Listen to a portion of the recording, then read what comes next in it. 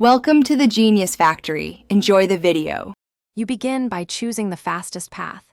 The easiest is using HDFC Net Banking or mobile banking.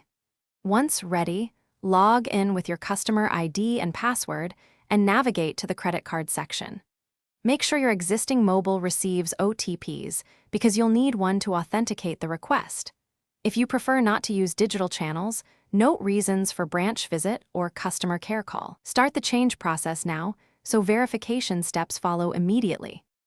After selecting Update Contact Details, enter the new mobile number and follow prompts.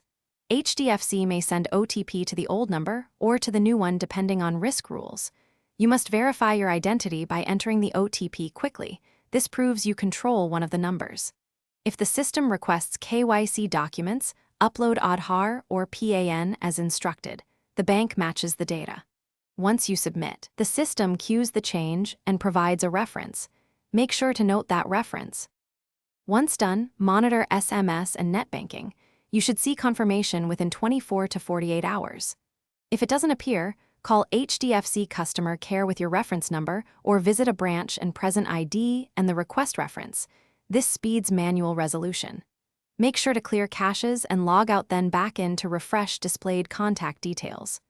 Troubleshooting tip: if OTP delivery fails, request OTP to be resent and confirm your old number is active.